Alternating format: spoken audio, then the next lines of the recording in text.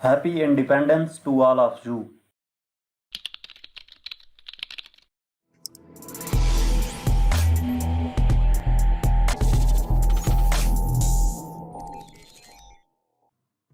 बिस्मिल्लाहिर्रहमानिर्रहीम। 10th class, आज हम चैप्टर 13 इलेक्ट्रोस्टैटिक्स के MCQs सॉल्व करेंगे।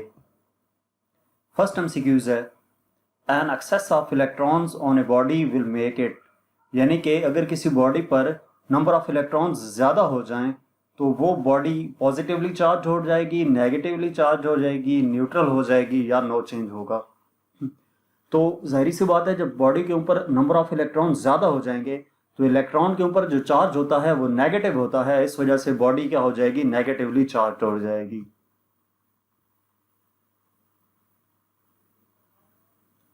ठीक है, इसका बी ऑप्शन ठीक होगा। नेक्स्ट एमसीक्यूज है the SI unit of charge is, charge का एसआई यूनिट हमारे पास कूलम्स होता है। कूलम साइंटिस्ट के नाम पर उसने अपना चार्ज का यूनिट रखा था, कूलम। ये आपने 9th क्लास में जो फिजिकल क्वांटिटीज पढ़ी थी उसमें चार्ज का यूनिट कूलम पढ़ा था। नेक्स्ट एमसीक्यूज है the charge of how many electrons would be equal to 100 microcoulomb. How many electrons, number of electrons हमने फाइंड करने हैं कि जिनका जो चार्ज होगा वो 100 माइक्रोकूलम के इक्वल होगा। तो हमारे पास क्यू गिवन है 100 माइक्रोकूलम, यानी कि 100 into 10⁻⁻⁶ coulomb. Number of electrons calculate करने हैं, फार्मूला हमारे पास होता है Q equal to N E का। एन इक्वल हो जाएगा क्यू ओवर ई के। क्यू हमें गिवन है 100 इंटू 10⁻⁻⁶ डिवाइडेड बाई ई, हमारे पास इलेक्ट्रॉन पे जो चार्ज होता है 1.6 इंटू 10⁻⁻19 होता है। इसको हम डिवाइड करेंगे, 100 डिवाइडेड बाय 1.6 ये 62.5 आता है, इंटू -6 ये ऊपर जाएगा तो +19 हो जाएगा, तो ये 10⁻13 आ जाता है।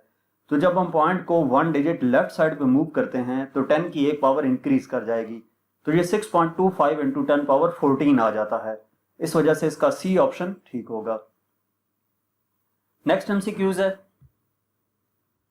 An electroscope is used to detect resistance, voltage, current, charge.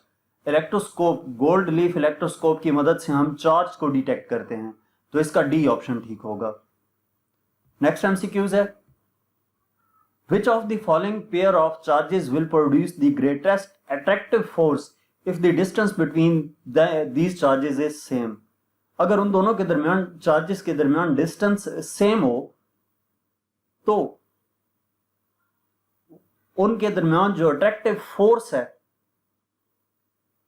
वो ग्रेटेस्ट होगी। तो इनमें से कौन सा ऐसा पेयर है? सबसे पहली बात यह कि आपने दो चीजें देखनी है। पेयर कहा गया है चार्जेस का, तो पेयर्स तो हमारे पास चारों ऑप्शंस में मौजूद है। दूसरी कंडीशन क्या है? Will produce the greatest attractive force. Attractive force हमेशा अपोजिट चार्जेस की वजह से हो सकती है। सेम चार्जेस तो एक दूसरे को रिपेल करेंगे, तो हमारे पास जहां पर भी सेम चार्जेस हैं, पॉजिटिव चार्जेस हैं, यहां पर भी पॉजिटिव चार्जेस हैं, यहां पर भी पॉजिटिव हैं, यहां पर पॉजिटिव हैं, सेम चार्जेस हैं, यहां पर अपोजिट चार्जेस हैं। तो अपोजिट चार्जेस एक दूसरे को अट्रैक्ट करते हैं, इस वजह से इसका डी ऑप्शन ठीक होगा, 2q and -2q। Next MCQs है the correct mathematical form of Coulomb's law is. Mathematical form Coulomb's law की क्या है? कूलम्स लॉ की correct mathematical form F equal to k(q1q2) over r² है। नेक्स्ट एमसीक्यूज है The strength of field at any point in the electric field is termed as। strength of electric field किसी भी point पे, उसको हम electric field intensity का नाम देते हैं। MCQs नंबर 8 है The electric field lines are। Electric field lines के बारे में इनमें से कौन सी स्टेटमेंट ट्रू है?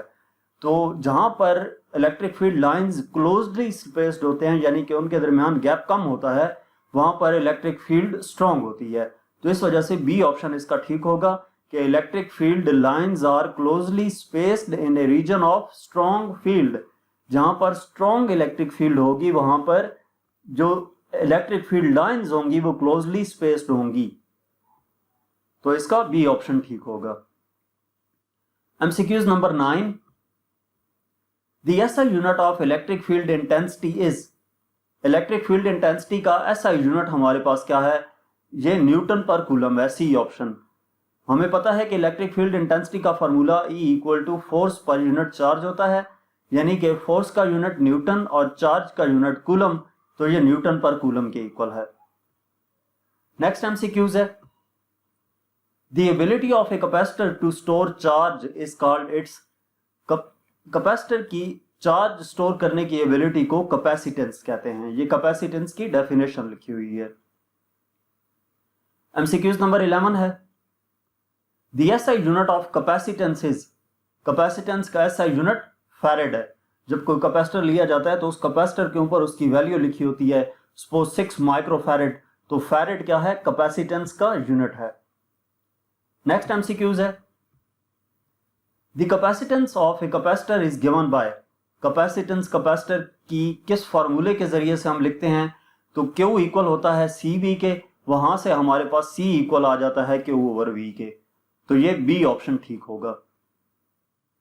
एमसीक्यूज नंबर 13 है, if the charge on the plates of a capacitor is doubled, अगर कैपेसिटर की जो प्लेट्स हैं उसके ऊपर चार्ज डबल कर दिया जाए तो पोटेंशियल डिफरेंस पे क्या इफेक्ट होगा।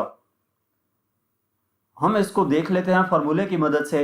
फार्मूला हमारे पास है Q equal to CV, potential difference पे इफेक्ट हमने देखना है तो V इक्वल कर देंगे Q ओवर C के, ये C इधर जाकर डिवाइड होगा, पोटेंशियल डिफरेंस पे हमने इफेक्ट देखना है तो V इक्वल आ गया Q ओवर C के।